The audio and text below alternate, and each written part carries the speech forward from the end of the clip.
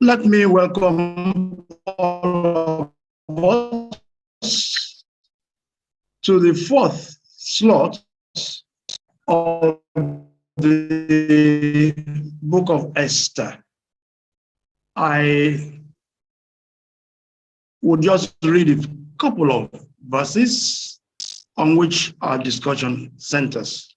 And it's from Esther chapter 2, the first 4 verses, and verses 12, 13, and 14. After these things, when the anger of the king Ahasuerus had abated, he remembered Vashti and what she had done and what had been decreed against her. Then the king's servants who attended him said, "Let beautiful young virgins be sought out for the king, and let the king appoint officials in all the provinces of his kingdom to gather all the beautiful virgins to the harem in Caesar, the capital, under the custody of Hegai, the king's eunuch, who is in charge of the women. Let their ointments be given them." This is the king, the queen instead of Vashti. This pleased the king, and he did so. Now, when the turn came for each maiden to go into for women, this was the regular period of their beauty. 6 months with oil of myrrh, and 6 months with spices and ointments for women. When the maiden what she desired to take with her from the harem to the king's palace. In the evening she went, and in the morning she came back to the second harem in custody of charge guests. The king's eunuch, who was in charge of the concubines, did not go in to see the king again unless the king delighted in her, and she was summoned by name. This is the word of the Lord. Thanks be to God. 25. These 7 verses of scripture, we want to not just conceptualize, analyze, and discuss from point of view of this historic territorial vanity fair, the third slot of our discussion, but to center on palace abuses, focusing on eunuchs and women. It's territorial because it was a world of its existence under emperor. We are talking about abuses. We'll be delighted if you mute your speakers, please. We're talking about abuse, palace abuse upon eunuchs and women. And abuse is to use wrongly, improperly, or cruelly, especially people or animals. Eunuchs were abused, and they were men castrated, and so were women. And slavery was the medium of analysis once you don't belong to the powers that be.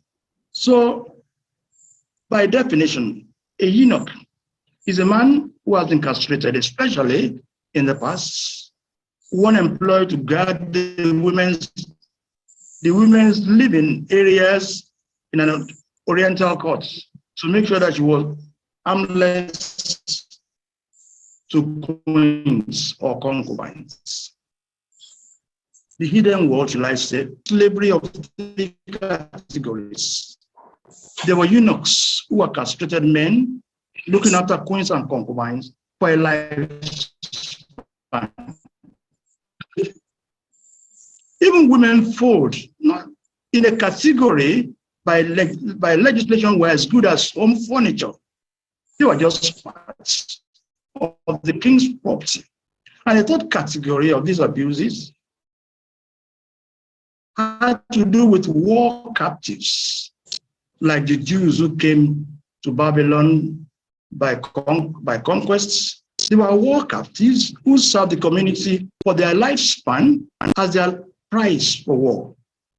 So when we're talking about abuses, the eunuchs and the women, they litter the palace in this study as a singular honor done to the king. Everything was focused on the king. And so, sorry, can you see the slide? Yes, sir. Yes, sir. We can see it now. Sorry. Moderator, Sir. are you seeing the slide? We can see it, sir. Okay. Okay. So I just defined the two categories of people who are the focus of all the abuses. The palace slaves were matched circumstantially.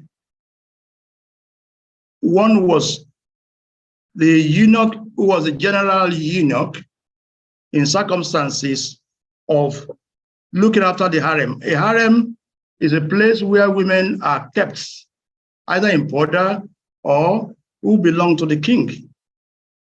And Hegai is the name of this gentleman who was to bring them in.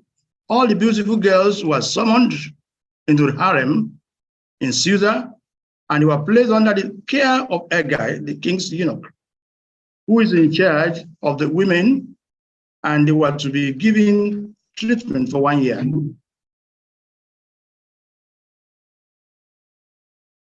This is a typical harem behind closed doors. And in polygamous setting, the harem, the women occupying a harem, the wives or concubines of a polygamous man, they were put on the road. They were just like female hens for one cock. And animals, it could be animals, it could be human beings, but for this time, it was human beings. Some were just concubines, some were just being enlisted to compete for the Miss Persia that Esther was to be. The palace slaves, I will continue, included another eunuch for the concubines. That Hegai was to recruit all of them, into the custody. The second one was for concubines and for those who took their turns, because we were told under this second person, in the evening, she went in. On the morrow, she returned to the second house of the women, to the custody of Gas, the king's chamberlain. He looked after the concubines.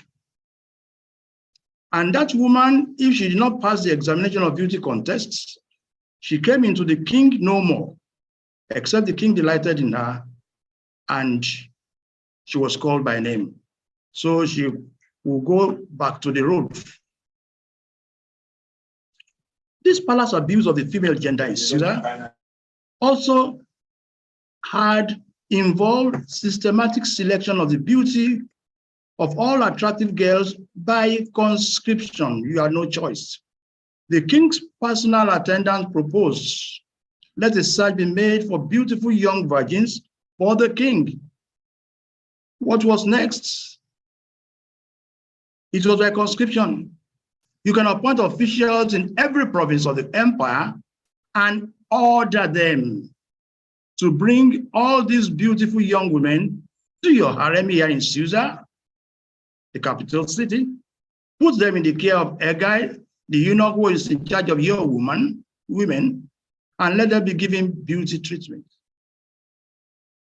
Something happened about 400-500 years before then, when Jacob was coming back from, from 21 years sojourn, and the only daughter, we are told, when they got to Shechem, when Shechem, the son of Ammah, the Hivites, prince of the country, saw Dinah, he took her and lay with her and defiled her.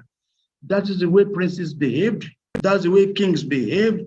Even in about 20, 30, 40 years ago in rural areas, they will say the king has put his leg on that one, the parents cannot do anything, they'll just catch her by the road. Dinah suffered the same. But in the whole empire of anarchy, that was how all the beautiful girls were conscripted. And we're talking about a territory of 127 provinces from India to Ethiopia, the entire Middle East of today. The king was in charge. Once they are beautiful, bring them to the palace. So this palace abuse, shall I continue? Took 12 months camping preparation before each faced the king's night of defilement. When she was brought to the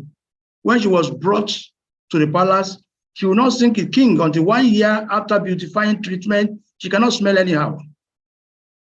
And we're told the regular beauty treatment for the women lasted a year. Massages with oil of myrrh for 6 months, and with oil of balsam for 6 months more. After that, each young woman will be taken in turn to King Xerxes. The waiting period was 1 year, while they will be, while they are being prepared.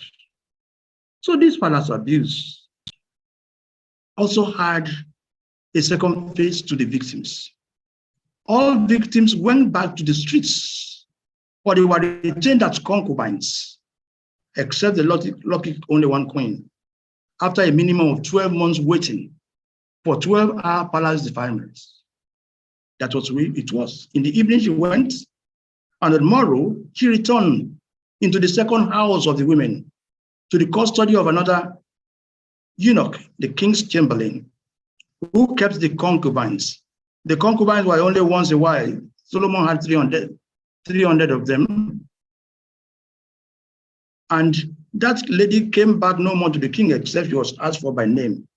That was the way it went.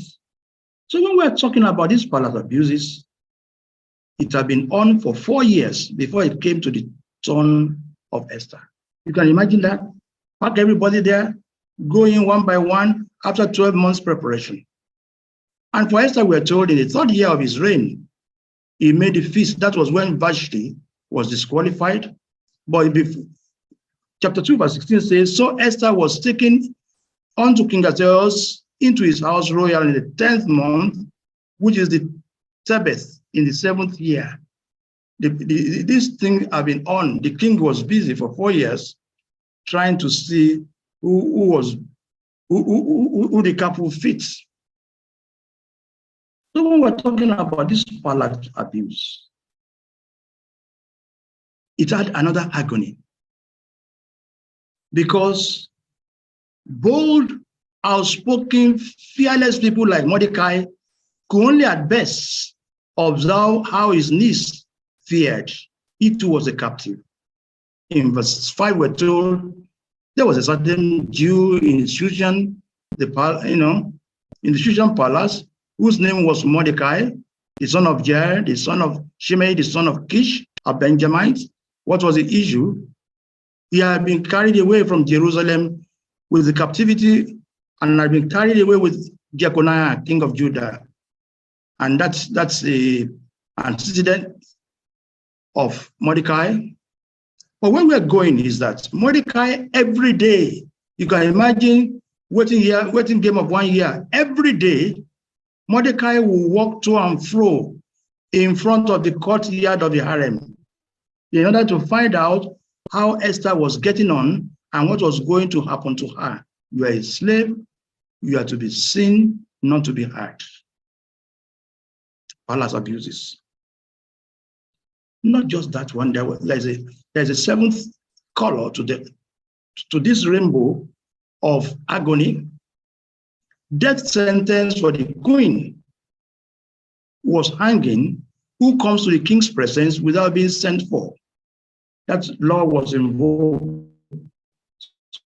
So even when Esther became the queen, she was as good. So when death sentence was hanging on the Jews in Esther chapter 4, verse 16, you see what Esther said. Go, gather all the Jews to be found in Susa, and hold a fast on my behalf, and do not eat or drink for 3 days, night or day, I and my young women will go and fast as you do. Then I will go to the king, though it is against the law. And if I perish, I perish. That's the queen. So when we're talking about palace abuse, even the queen was #1 prisoner.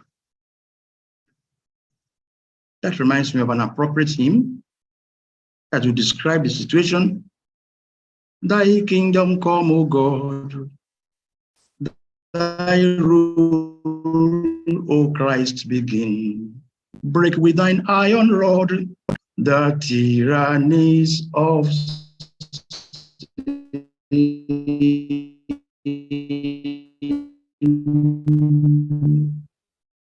our heathen lands are far, arise and never set. That was an appeal to heaven of issues of concern for divine intervention.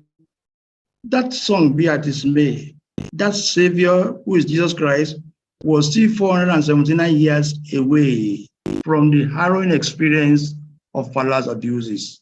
So when you're talking about a timetable of scales, exodus and conquests, divided kingdom, exile, around 500 plus minus, Jesus Christ was still 400 to 500 years away. So when you see the situation of what we shall call the permissive will of God, you can only groan and wait until divine intervention. So we now could talk about the guild of eunuchs who were guards. When the king was to celebrate his drunkenness on the 7th day, when Vashti met Alu, we are told he was high in spirit from wine. He commanded the 7 eunuchs who served. So the eunuchs were of different categories. Those were bodyguards. Go and bring that beautiful wife. So that was how Vashti was sacked. They were sent to bring Queen Vashti before the king with a royal crown in order to display her beauty, and to the people and the princes, for she was beautiful. That's the young lady, and that is the edict that was to slam her on the face for being arrogant, to defy the king's order, palace abuses. So both eunuchs and the palace women, they spied on each other to ensure faithful compliance to the crown. You know, there was no ease, because in those days, Mordecai was sitting at the king's gates, and one of the eunuchs, you know, they could be bold, they don't care. Bigtham, 2 of them, and Teresh, the officials who guarded the door, they became angry and sought to assassinate the king. So both the women and the eunuchs, they spy on each other. And we are told he came to the knowledge of Mordecai. Mordecai in those days, we are told, spoke, I don't know how many languages, so many languages. They did not know that Mordecai, understood what he was saying. He came to the knowledge of Mordecai, and he told it to Queen Esther, and Esther told the king in the name of Mordecai. When we're talking about palace abuses, both the eunuchs and the queen, I couldn't say which was in any better position, except as decided by the king. So when the question was made concerning the matter, it was found out that those eunuchs were truly involved in a coup, and they were hanged on a tree, and it was written in the book of Chronicles. That's the way eunuchs were hanged upside down, with arrows penetrating their chests. So both slaves and the queen, there was no difference between 6 and half a dozen. That was what to do after the abortive assassination attempt. That's the unfortunate Esther with her head on her hands on her summary dismissal. She openly turned the request for a public parade by the concubine saturated king, and therefore she got a lifetime banishment. The king did not have a problem about women. They are the household of concubines. She was sacked on the spot. So when we're talking about palace abuses, the queen was just a piece of furniture. Now let us now define a palace before I build on the victims one by one. A palace is the official residence of a chief of state, such as a monarch or president. It could be a large, impressive building forming the official residence, a ruler, a pope, and there were people who were in authority. That's what is called a palace. So when we're talking about palace abuses in this Vanity Fair, let's talk about today's hidden idol of the king's defilement is civilization. Everybody has it. You are now in authority on your own. So today's palace is occupied by everybody under the caption of civilization, culture, freedom. It goes by many names. And when you are now in power, you are now free to do whatever you like. We shall now see how marriage has been bastardized. For the king to get married the way he wanted, men were castrated. Women were defiled. Only one was singled out as a prisoner of fortune. But let us now see what if everybody now is free to do what he likes. Let us now see what the rulers of today are doing to marriage. As marriage abuses, I will analyze them. Psalm 12, 1 says, "Help, Lord, for the godly men are ceased. The faithful fail from among the children of men." So how are we celebrating our authority, our individuality, our freedom, our civility, our civilization, our culture today? Don't say you have not heard it. I had this as an undergraduate 48 years ago of wife swapping, pajamas party, in a university which I will not mention to you. These are couples who have swapped wives. It's happening, it happened. This lady who is dressed in safari is probably not used to it. Her body language is rejecting it, but her husband is busy with the other man's wife. Today, there are abuses in palaces of freedom celebration to bastardize marriage. So wife swapping is not new in our society. There's another one called best friend wife swapping. It may be a man and his best man. It happens. So when we're talking about palace abuses, men have gone nuclear in idolatry, in inverted quotes civilization by many names, best friend wife swapping. These are not drama. These are people who don't care. There is even one is what is called marriage at first sight. You get to the party, oh, let's go and get married. These couples you have seen, 6 of them got married at first sight. Went to a party, oh, let's go to register there. You need to know what abuses are like. Some are together, some are split. It is called marriage at sight. There's another one called bisexual relationship. I will not shock you by saying I know it. I've heard of a few people in this city who are bisexual. Well, they've decided not to show their faces, but their identity has been well labeled. They are gay, they are lesbian, they also occasionally relate to opposite sex. That's bisexuality. Men of worth have disappeared. They are in their palaces of their human rights celebration, and they are not ashamed to do it the way they wished it. So when we're talking about palace abuses, there are even palaces that are vocational, the law courts, abuse of power. You know what is going on? Micah talked a lot about it. And in our situation today, let me tell you, only 2 people know who is not abusing that judiciary hammer, God and that person. You only need to be smart. Christ can come, but these palace abuses, they exist vocationally. Jesus Christ had a taste of abuse of power before Pilate.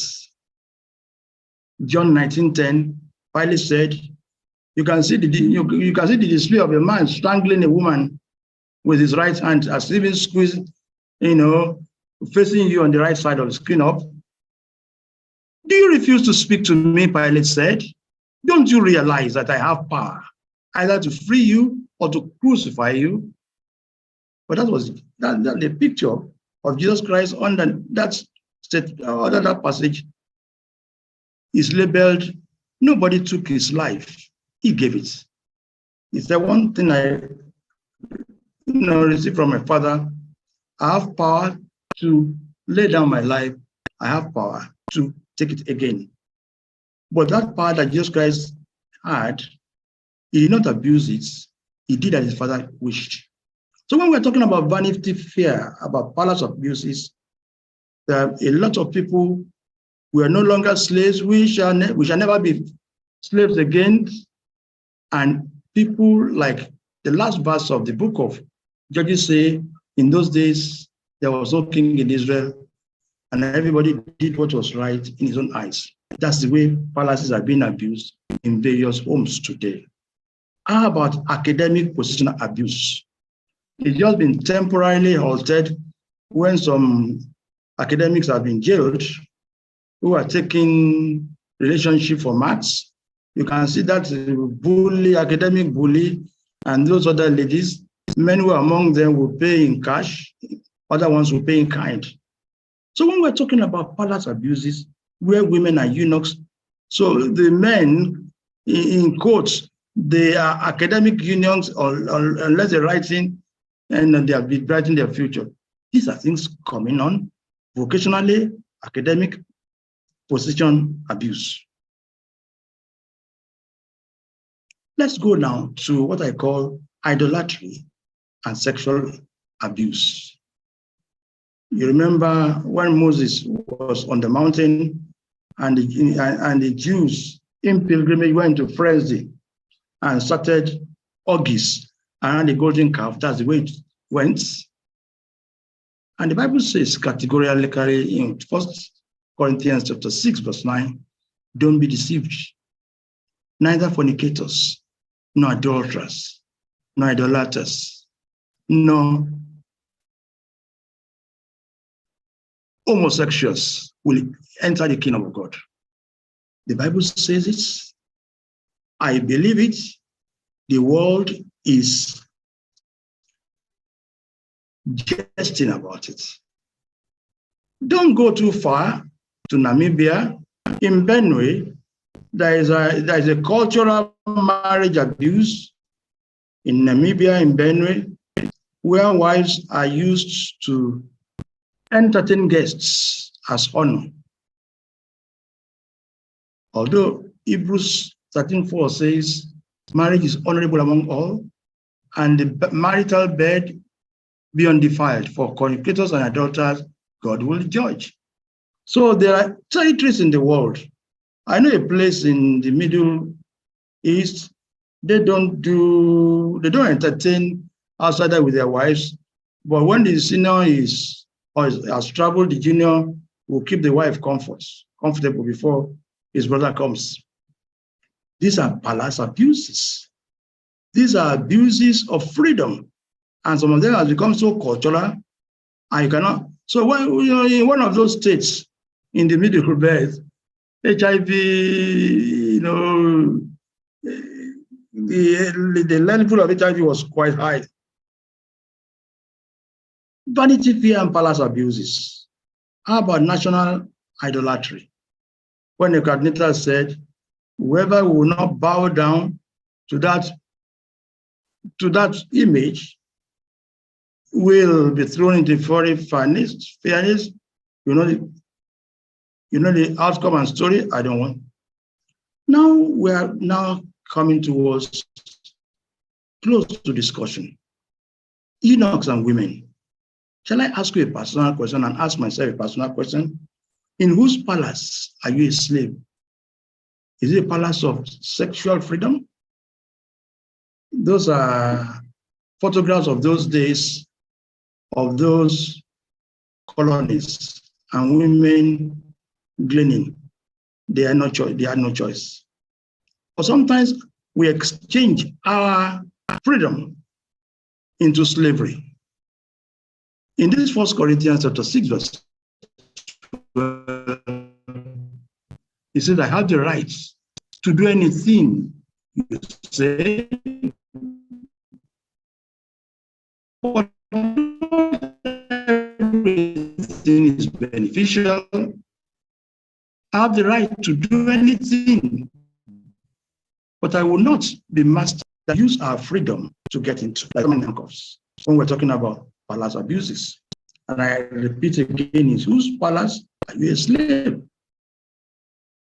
Because the scripture says, 2 Peter 2:19, while they promise them liberty, they themselves are the servants of corruption, for whom a man is overcome, of the same he is brought into bondage. Whatever has overcome you has enslaved you, although you might think you have freedom. This is a couple of a new generation, and they're not ashamed about it, married with pride. These are gay, married with pride, 28 years. They are the rulers of the palaces they occupy. And the abuse is marital issues as God has directed it. So when we're talking about immoral men, homosexuals, kidnappers, liars, perjurers, whatever else is contrary to sound teaching, according to the glorious gospel of the blessed God, which I've been entrusted with, 1 Timothy 1:10, we are talking about the law and your freedom to obey or not to obey. So the heathen rebellious life has returned to our generation. It was heathen, they did not know God. Now people know God. They will not even give themselves some adjective.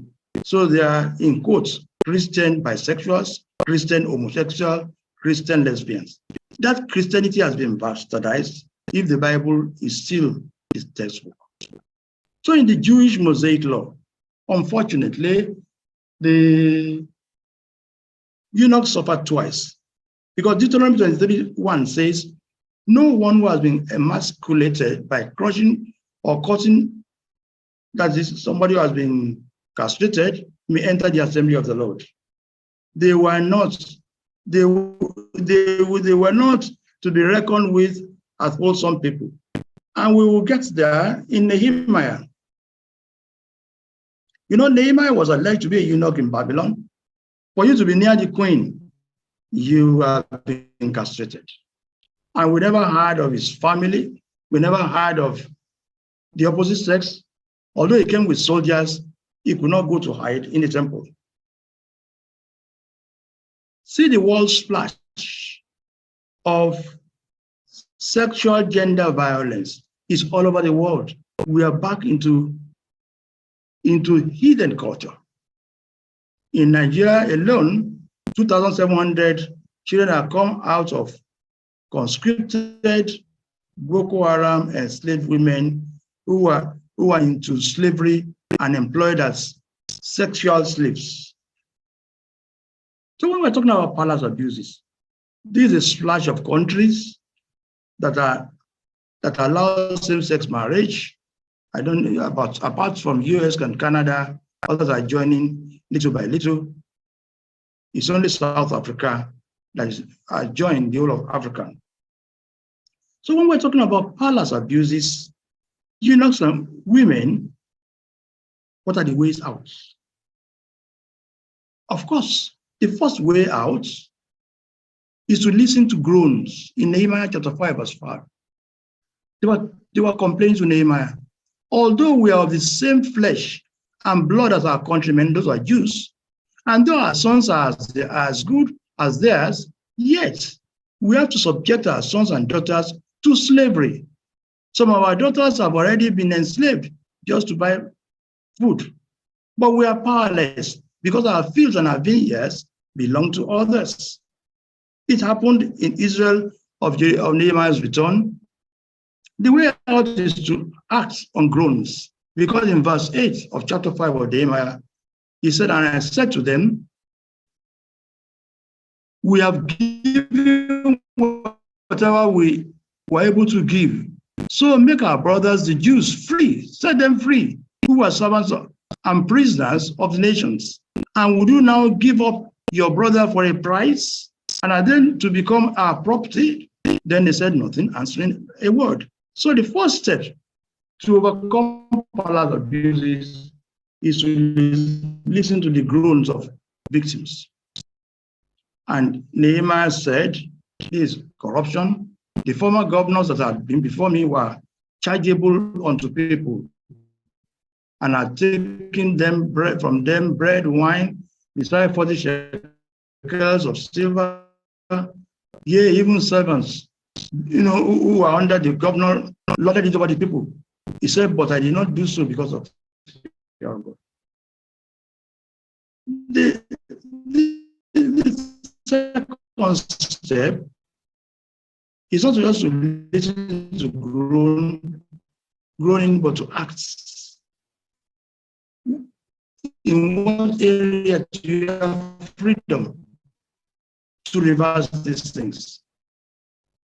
Isaiah chapter 61, Jesus Christ's assignment was well documented upon which resources look, the Spirit of the Sovereign on me, because the Lord has anointed me good news to the poor. He has sent me to bind the brokenhearted, to proclaim freedom to the captives and release them from darkness, for the prisoners to proclaim the year of the Lord's favor and the day of his vengeance, and to comfort all who mourn. So when we're talking about palace abuses, we need to seek wisdom. And in seeking divine wisdom, Jesus said it in chapter 6. He called them who rule the Gentiles, show off their authority over them, and their high-ranking officials order them around. But that's not the way it will be with you. Whoever wants to be great among you will be your servant. Christianity should not put on stage oppression. So when we're talking about eunuchs and wealth, Ephesians 5:3 says, but among you there must not even be hints of sexual immorality or any kind of impurity or greed, because these are improper for God's holy place. Palace abuses. And he's talking about how we relate to an older man as if he was father, your younger men as your brothers, older women as mothers, younger women as sisters. That's the way Christianity should be displayed in our life, in our relationship, in our actions and interactions. And it is possible because Philippians 4:13 says, I can do all things through him who gives me strength. In this palace abuse issue, as we groan and ask, you can see that man in gold. The Bible says in Romans 12:2, do not be conformed to the pattern of this world, but be transformed. For us to be able to achieve it, we need transformation. It is beyond New Year's resolution. You can see that gold is different from all the lead filed away. You need transformation. I do need transformation to overcome these things. And as we groan and listen to other people's groaning, we need to be reminded that each of us will give account of himself to God one day to see how we celebrated our freedom here on earth. Now, the abuse of slaves on the Eunuchs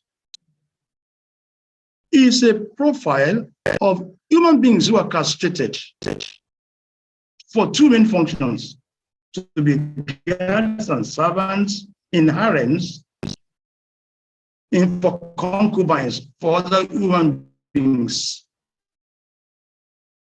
They were to be chamberlains, domestic, some of them kept the money for the king. Their lives were wasted. Before I stop, let's see a few things. For Haggai is a character in the book of Esther. It happened between 486 to 500, 465 BC.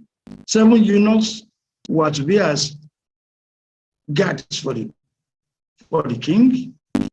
The 2 eunuchs of the Persian king were to control the harem. But see what God has said. 200 years before then, God told Hezekiah, when God was anointed, he said in 2 Kings 20:18, and of your sons shall issue from thee, who you will beget, they shall be taken away, and they shall be eunuchs in the place of the kings of Babylon. If Hezekiah knew all that, why he would not say it is good, because it will not be in his time. When God was anointed with Israel, he said it in 2 Kings, he also said it in Isaiah 39:7. So when we're talking about Jewish captives 200 years later, as Esther, as Nehemiah, it came to pass and they tasted the oppression. So on and off. The other thing about eunuchs is that they became so bitter, they did not care if they died. If they were annoyed with the king, they would kill the king. So when we're talking about abuses, there were actions and reactions. God gives rewards. Eventually, God had mercy in Isaiah chapter 56 from 4 to 5. Thus says the Lord to the eunuchs, who keep my Sabbath, who choose the things that please me, and hold fast of my covenant.